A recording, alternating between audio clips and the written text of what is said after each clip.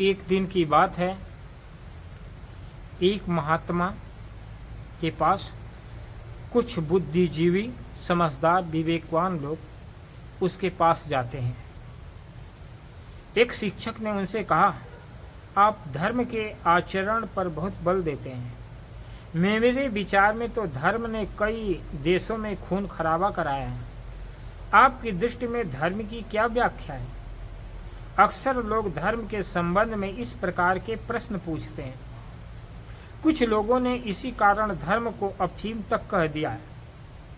उस महात्मा ने बोले, धर्म ऐसा शाश्वत तत्व है जो हृदय में प्रेम और करुणा की भावना पैदा करता है। देश और घृणा पैदा करने वाला धर्म हो ही नहीं सकता। मेरा धर्म वहम, अंधविश्वास तथा पाखंड पैदा नहीं करता। वह विश्वव्यापी सहिष्णुता की प्रेरणा देता है। सब सुन रहे थे। महात्मा जी कुछ क्षण मौन रहकर फिर बोले, मैं धर्म का अर्थ कर्तव्य और नीति के रूप में लेता हूँ। कर्तव्यनिष्ठ व्यक्ति दूसरों की सेवा, सहायता करने वाला सच्चा धर्मात्मा होता है। यह मैं मानता हूँ। नीति शून्य धर्म विहीन राजनीति को मैं घातक तथा त्याज्य मानता हूँ।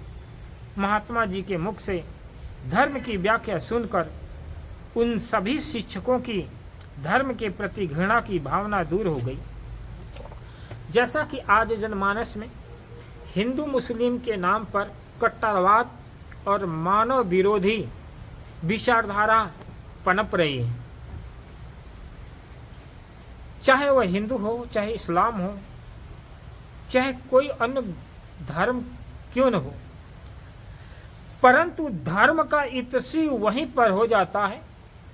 धर्म का अंत वहीं हो जाता है जहां पर क्रूरता की विचारधाराएं, असहिष्णुता के भावनाएं, निरंकुश हिंसक प्रवृत्तियां जहां पनपती हैं। जिस संप्रदाय में, जिस वर्ग भाव स्थान में, वो धर्म से कोसों दूर हो जाती है। वो धर्म केवल मुखौटा होता है। उसके पीछे हिंसा, आडंबर, पाखंड, अंधविश्वास, बलात्कार, तमाम प्रकार की कुत्सित मानसिकता जन्म लेती हैं। वह समाज का शोषण का एक विकल्प बन जाता। परंतु शुद्ध धर्म की नीति यह कहती है, अपने भूखे रह करके दूसरे के पेट को भरने की जो प्रवृत्ति है, वह धर्म की एक नींव है। मानव सेवा, जो व्यक्ति के जीवन में प्रेम, करुणा, मैत्री, उदारता नहीं लाता, वह धर्म कहलाने के लायक नहीं। जिस भावना में दया नहीं, करुणा नहीं, शील नहीं, दया नहीं, वो धर्म हो ही नहीं सकता। इसलिए सच्चे मायने में कर्तव्यपरायण, कर्तव्यनिष्ठ, सदाचारी, नीतिवान वही हो सकता है जो धर्म की व्याख्या को ठीक से अपने जीवन में जीता हो। वो धार्मिक नहीं जो धर्म की व्याख्या करता है। धर्म की व्याख्या आपके शब्दावली से नहीं बल्कि जीवन दर्शन से होना चाहिए। इसलिए धर्म धारण करने की चीज है। आपने जीवन में सत्य को धारण किया, प्रेम को धारण किया, करुणा को धारण किया, दया को धारण किया, तो सच्चे मायने में आपके जीवन में धार्मिकता आई और फिर आप एक धार्मिक पुरुष हैं, एक धार्मिक व्यक्ति हैं और आपसे धर्म की एक विचारधारा समस्त मानव जगत को कल्याण के मार्ग पर ले जाता है।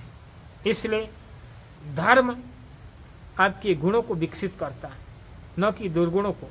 जैसे आपके जीवन में दुर्गुण प्रवेश किए, आप अधार्मिक होना शुरू हो गए। आपके जीवन में हर एक कार्य मन से, वचन से, कर्म से अधर्म के होंगे।